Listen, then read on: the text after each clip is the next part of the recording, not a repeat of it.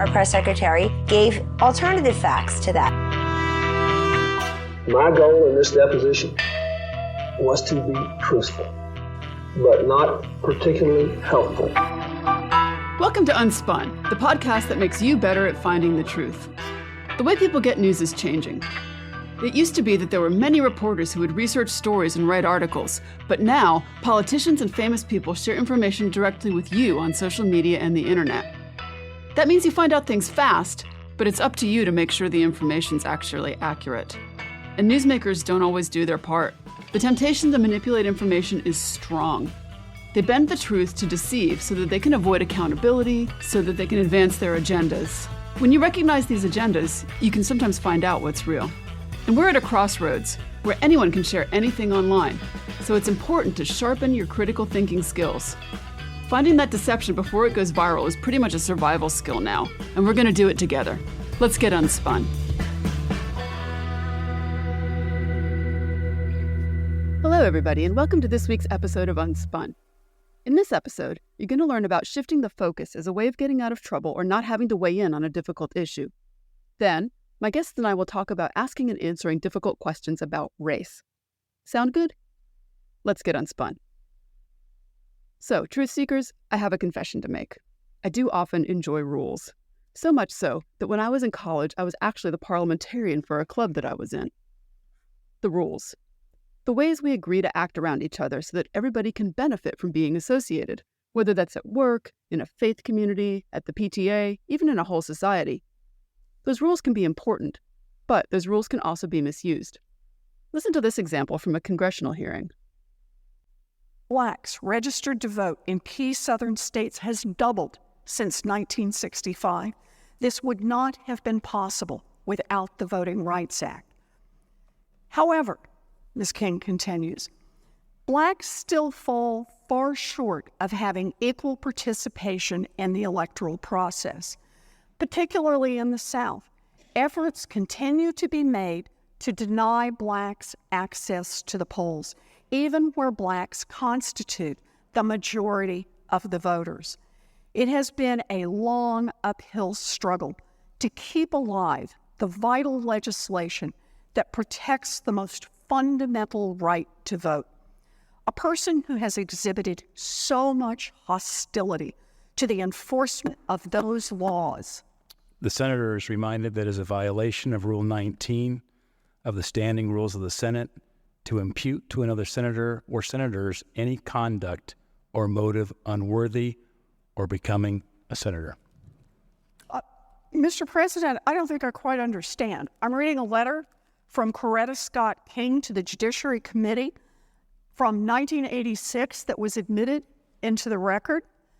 I'm simply reading what she wrote about what the nomination of Jeff Sessions to be a federal court judge meant and what it would mean in history for her. What you just heard was the testimony in the confirmation hearing for Jeffrey Sessions to become the Attorney General of the United States. The woman speaking is a Massachusetts Senator, Elizabeth Warren, and the man reminding of the rules was the acting president of the Senate at the time, a senator named Steve Daines from Montana. Warren is reading from a letter written by Martin Luther King Jr.'s widow, Coretta Scott King, at the time that Sessions had been nominated to a federal judgeship many years earlier. In that letter, King was very critical of Sessions' record on law in the context of race. Daines, who's presiding over the meeting, attempts to stop Senator Warren from speaking, and he's talking about a Senate rule, Rule 19, that basically says you cannot say bad things about fellow senators. This rule exists, but it's not enforced very often. Daines ends up getting backup from the Senate Majority Leader Mitch McConnell, who interrupts Warren. Warren tries to protest that she's simply reading a letter from a respected figure.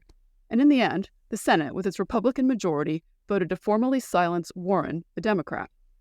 McConnell later justified this by saying, quote, "She was warned, she was given an explanation, nevertheless she persisted." And it turns out that "nevertheless she persisted" ends up becoming a bit of a feminism slogan that you can still find on t-shirts and bumper stickers here in the U.S. But notice what happened here. It was a meeting to debate an issue, whether a candidate would make a good attorney general. The minority party's ability to take place in the debate ended up being restricted, not based on anything that mattered to the debate itself, but instead by referring to the rules of conduct. And when people fight over the rules rather than the ideas, this is a fallacy called misplaced focus, falling kind of under a broader category of red herrings.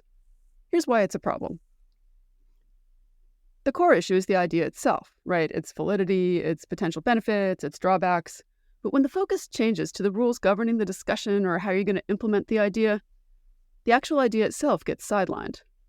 And then it gets really tricky, because by focusing on the rules, participants can inadvertently accept that the idea itself must be sound, and the only thing we're fighting about is how to implement it. But what if that's not true? Valuable time and energy can go to waste making rules for an idea that could just be bad, and eventually the whole idea can die. Like I said, I like rules, mostly, but debates about rules can be very complex and often kind of devolve into minutiae of how people define terms. You know, if a senator can't disrespect another senator under the rules, is it still disrespect if they're reading a letter written by someone else? This kind of debate leads to stalemates, and it prevents any progress on the actual idea. And even worse, it can kind of give an illusion of productivity. Here's an example. Imagine a group brainstorming solutions to traffic congestion in their city. One person proposes building a new highway. Instead of discussing the merits and drawbacks of the idea itself, how much would it cost? What's the environmental impact? Is it going to be effective? The conversation devolves into an argument about who has the authority to approve such a project. That's a misplaced focus, and maybe the meeting adjourns and we're all still sitting in traffic. So let's listen to another example of what might be misplaced focus in this week's warm-up.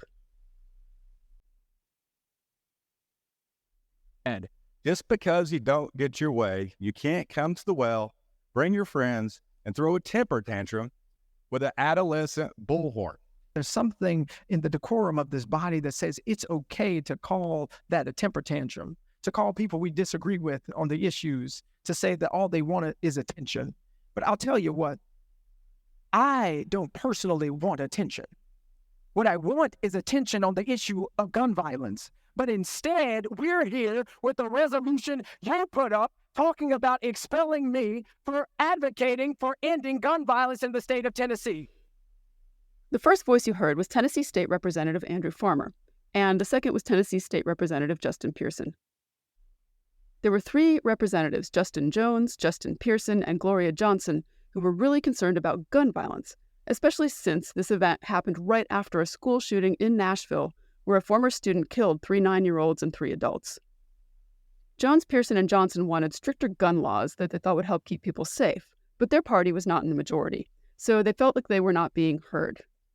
During a House session, they joined a protest inside the chamber, using a bullhorn to lead chants for more gun control. Now, the people in charge of the House, mostly from a different political party, thought this was breaking the rules. They said the representatives were being disruptive and disrespectful. Kind of like getting in trouble for shouting in class when you're supposed to be quiet. And things got really serious really fast. The party in the majority, the Republicans, decided to kick out the 2 Justins, Jones and Pearson, and they were both young black men.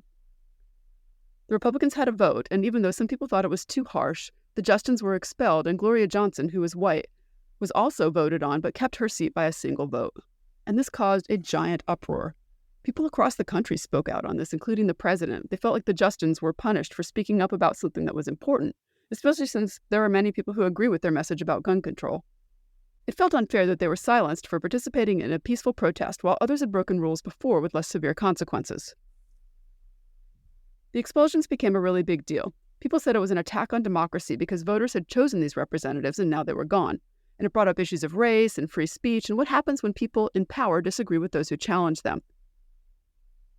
But what also happened was that the focus of the debate shifted away from new gun laws, which would have been a really difficult topic for members who got campaign finance money from weapons companies.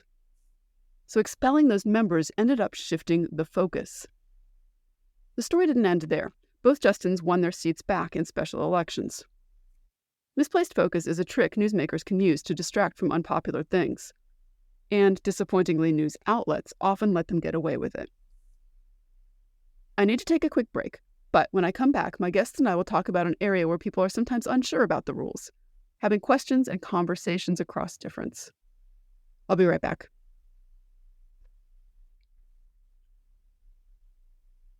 Welcome back. My guests this week are Canadian professors Alex Khasnabish and Ajay Parasram, who have a very interesting YouTube show called Safe Space for White Questions and a book on the same subject. And I'm going to let them tell you a little bit about themselves. Sure. Hi, my name is Alex Khasnabish. I'm a professor at Mount St. Vincent University in Halifax, Nova Scotia, Canada. My work is about social movements, social change, and radical politics. And I'm Ajay Parasram. I'm also a professor at in Halifax, Nova Scotia, Canada. We also call it Mi'kma'ki, which is the traditional name that the Mi'kmaq people have given to the area. And I work in the area of the colonial present, which means the many ways historical experiences of colonialism continue to limit the range of our kind of possibilities in the present day. First thing I'd love to hear about is about your YouTube show that you had. And I'd really be interested to know what it was that you were kind of hoping to accomplish with it. So can you tell me about your show? So our show was called Safe Space for White Questions. It kind of emerged out of a very different idea originally. We were going to do face-to-face sessions in Halifax for white folks who were looking to understand the politics around social change and racial justice and looking to challenge white supremacy and build a better, fairer, more equitable society. We were having these conversations, me and Ajay, right before the pandemic hit in 2020 and in late 2019. And our initial idea was to, hold in-person sessions, hopefully off of university campuses in the city, and just, open it up to basically facilitate discussions that could be really non-judgmental, very open, non-academic, non-specialist in their language, and just really create a space where white folks could come in and ask questions that they were nervous about asking elsewhere for fear of being told off, shouted down, seen as intentionally and willfully ignorant and all that stuff. And then the pandemic hit. We did manage to have one in-person session. The pandemic hit. All the mitigation measures went into effect. And rather than just shelving our project for however long it was going to take for things to open up, we decided to go online, and the show went to YouTube as an accessible place for people to access it. We found that it was a really rich opportunity to invite people to ask questions anonymously. So we set up a Google form where people could write questions in advance and not leave any of their, identifying information. As long as the question wasn't an obvious trolling question, we take it up and do our best to answer it. We would never look at the questions beforehand, only as the show got going each month. And that led to, I think, a really lively exchange between Ajay and I answering the questions. Often we'd agree on things. Sometimes, I shouldn't say often, we would disagree. Sometimes the variations in answers would be subtle, others much, much more pronounced. And we really wanted that to be a part of the show, because one of our frustrations, I think people feel often that they have to get things perfectly right the first time out. We wanted to create a space where people felt they could ask honest questions, hear pretty blunt, straightforward, sometimes funny, sometimes very pointed answers, and yet be able to take it and not feel publicly called out or shamed. Yeah, I mean, basically, I would say we wanted to up the level of racial confidence of white people. And, in a really direct way, in settler colonies like Canada and the United States, a lot of white people have been organized through multiple generations into a kind of state of racial ignorance, where they don't see themselves in racial terms.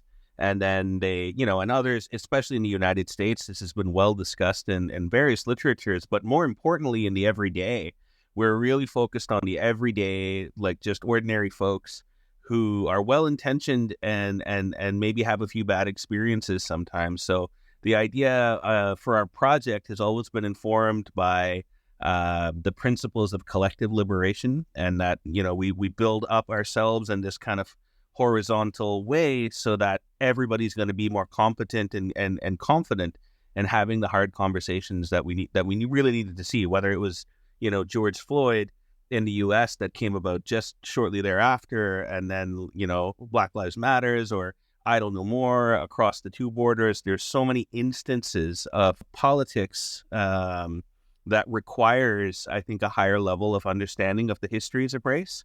And we just wanted to play a small part in trying to lift the bar. And, running something like this seemed like a contribution we could make that was a form of popular education that just wanted to reach people where they were at.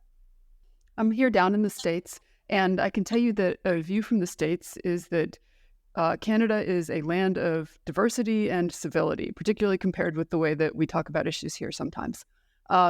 Reading your book somehow disabused me of that notion a little bit.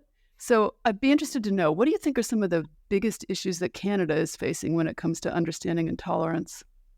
Why don't you take this one first, AJ? Sure. Yeah, I mean, I guess like the first thing is that Canada is a lot different from the way the brochures make it seem, right? I think that's like the big learning for everybody who ends up coming to Canada or learning about Canada the first way. We as a country have done such a good job of presenting ourselves as these kind of like goofy peacekeepers and well-intentioned multiculturalists. But like the truth is, we've just been a lot, I think, more secretive and polite about the same project of settler colonialism and structural white supremacy. So, like that's basically the entry point here for trying to understand how Canada and the United States kind of have a lot in common. Obviously, our trajectories went along very different political and ideological paths, but the root of it was always on genocide and indigenous erasure and settler colonial territorial expansion. So kind of thinking about what those historical roots are. I'm a historian as well. So the way that I approach my work tends to always look for what were those colonial foundations that start us off on the various trajectories.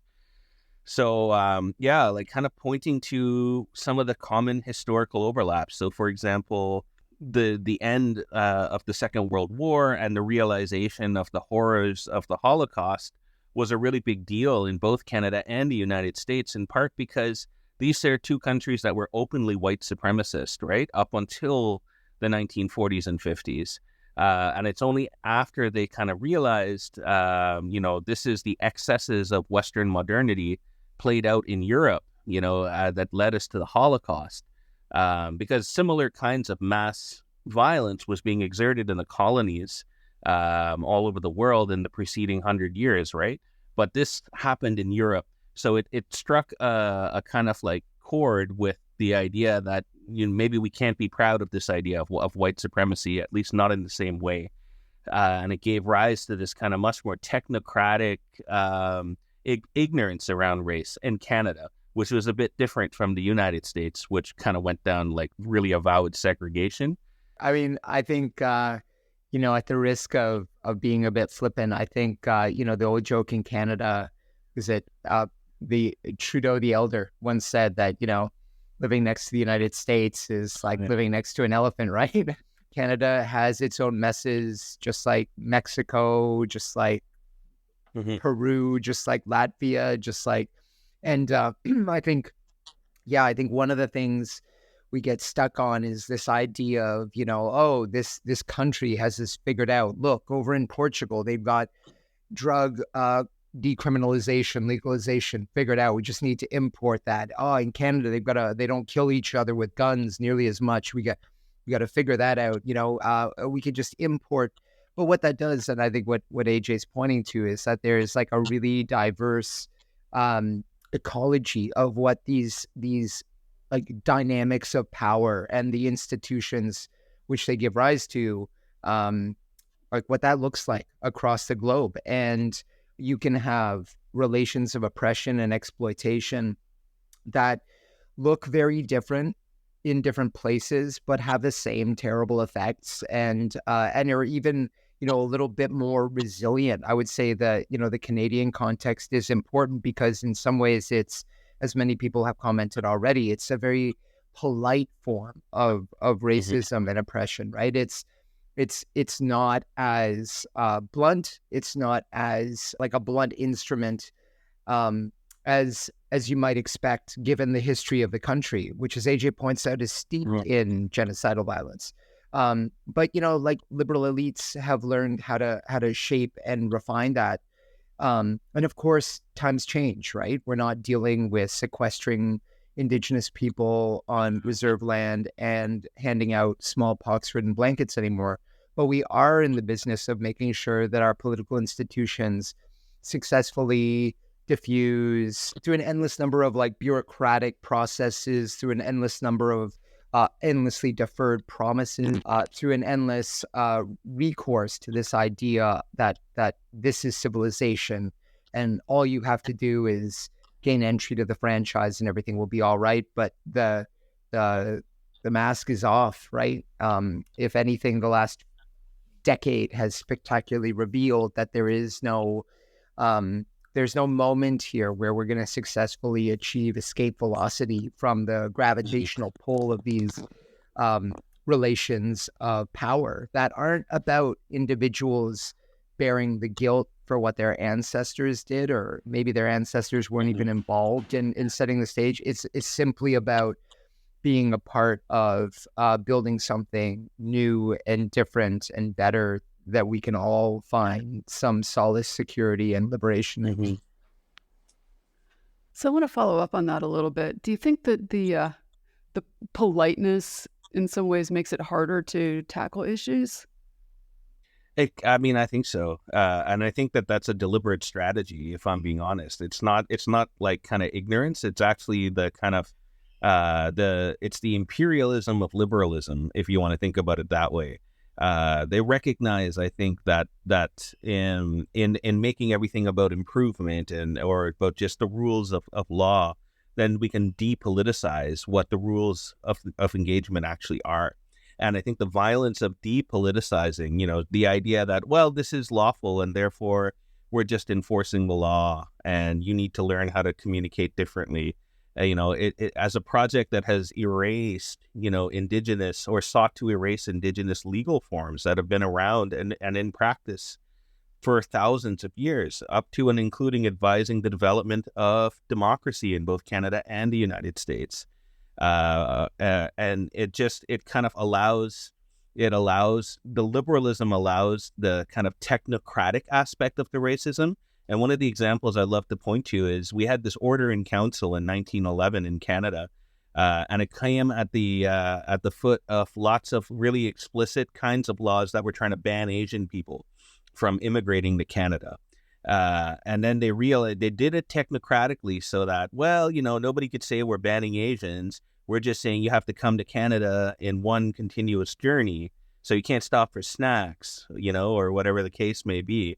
But then they forgot that African Americans might want to walk into Canada, right? And they don't have to take a boat at all. So they created an order in council in 1911 that basically is the most Canadian piece of legislative racism I've ever encountered, where it says it's too cold for Africans in Canada. Put aside the fact that Canada was a slaving nation for hundreds of years. So we've had more experience as a slaving nation in Canada than we have as a free nation. But we always put that blame on the United States and forget that the railroad, the Underground Railroad, ran in both directions. So even just this kind of technocratic legal aspect has actually allowed Canada to really kind of hide a lot of the skeletons in the closet, quite literally and figuratively. For the sake of my listeners, can you just define what you mean by technocratic? Sure, yeah. Just the process of removing any discussion about race or discrimination and just making it about the law, making it about passing and improving a piece of policy, right? And I say this also as a person who's worked in the federal bureaucracy. So I've had to actually enact policies like that. I've been asked, we write about it in the book to some extent as well, this process of being asked to essentially write a turban hunt into law at one point, and the kind of conflicts that come about with that, the fragility that emerges as a result of trying to say that maybe there's a problem with targeting, South Asian looking truck drivers and assuming that they're carrying contraband. So speaking of the book, so you wrote a book called Frequently Asked White Questions, and really enjoyed reading that book. And I wanted to ask you sort of what purpose the book serves that maybe the YouTube show didn't? So yeah, that's a great question. The book came out of the show. In a way, they're very much linked. A couple of years, maybe it was less than that, probably about a year and a half or so into the show, one of our producers came to us and said, you guys are getting the same questions over and over again. And we had sort of noticed some of that, but often people ask similar things in different ways, and you kind of get caught up answering, and it's great. I mean, like as anybody who's done any work on any systemic injustice issue knows, like the same questions come up time and time again, and we're university professors, we're used to answering the same questions again. So, you don't really worry about that or think about that too much. But in reflecting on it, we really did start to see patterns, and we thought there would be value in putting together sort of a top 10 list of the questions that we were getting and systematizing our answer a bit, just drawing on what we'd already said in the show. And we went back and went through the different episodes. We had some really, really diligent help in time stamping and all the episodes in terms of the questions, and then producing transcripts of the episodes, making them workable in terms of a resource for the book. And yeah, sure enough, there were 10 questions there that really kept coming up time and time again, that we turned into the chapters of the book. And we just tried to be as systematic as we could, going through using our own responses as the framework for our chapters. And then, of course, adding in some colors, some fun, some back and forth discussions, some humor to make it readable.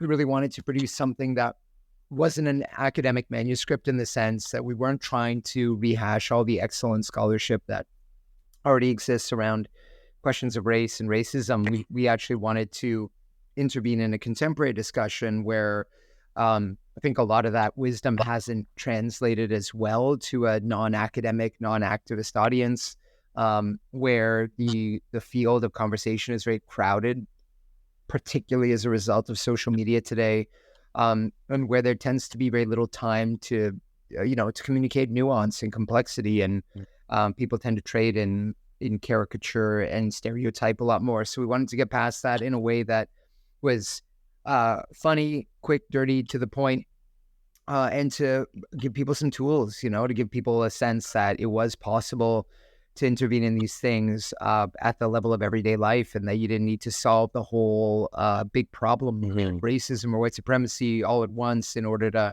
start moving in the right direction. So you talked a little bit about social media, and I'm really interested in your thoughts on the effect of social media on people's ability to know about the life experience of people that they maybe are different from.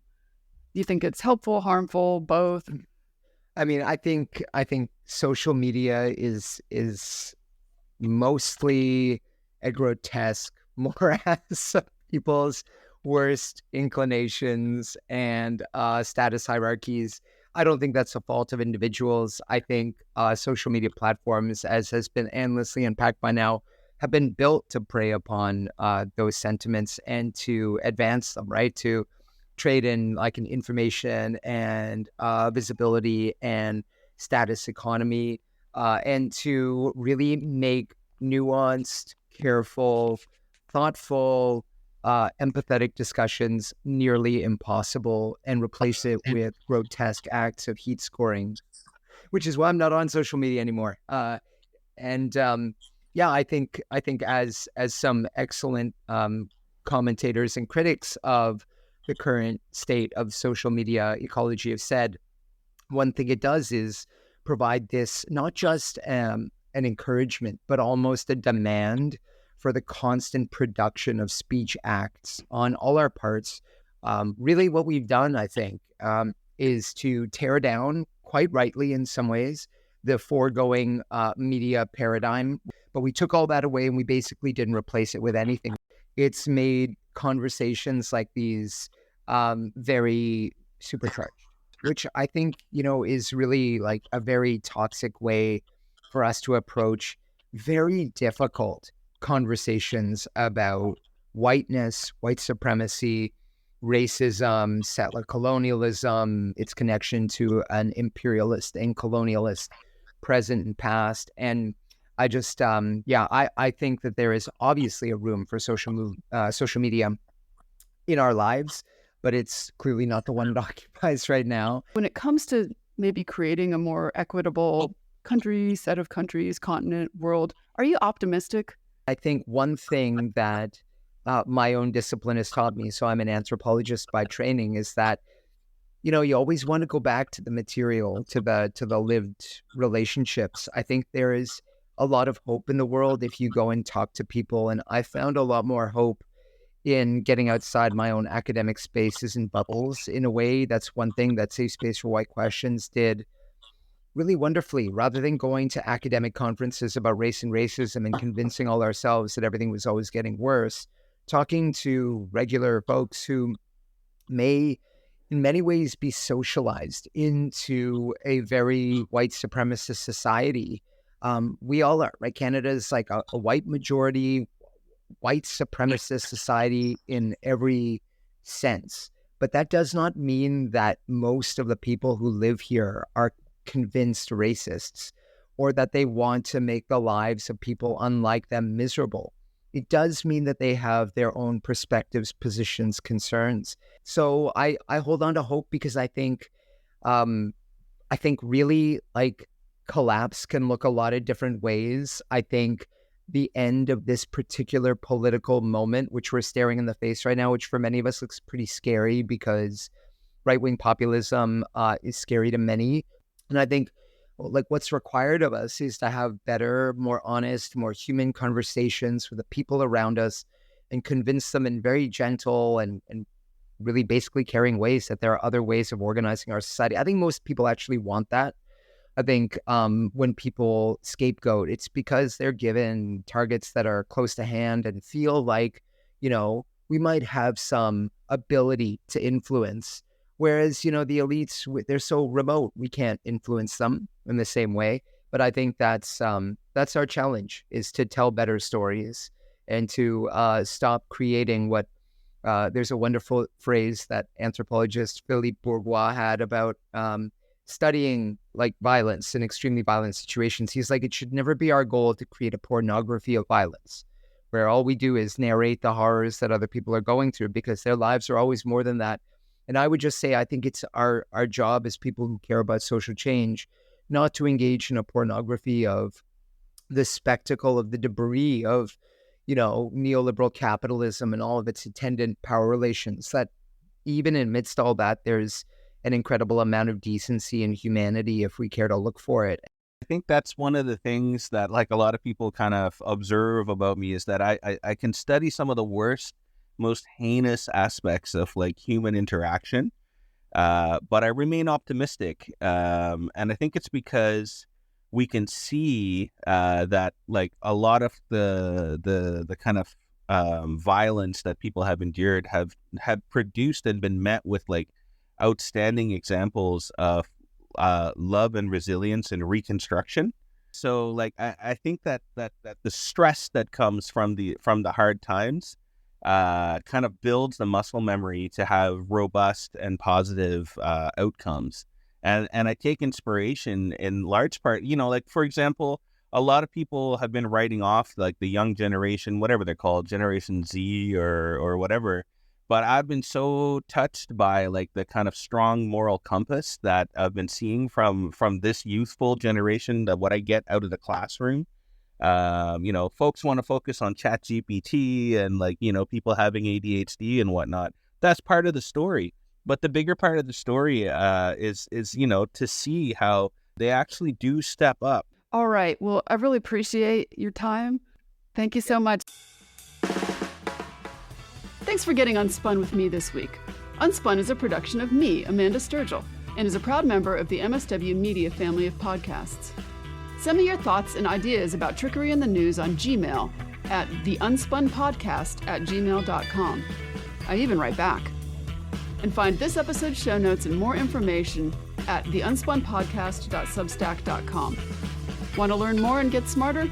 Check out my book, Detecting Deception, Tools to Fight Fake News, which is available on Amazon or your favorite online bookseller. And until next time, stay sharp, everyone.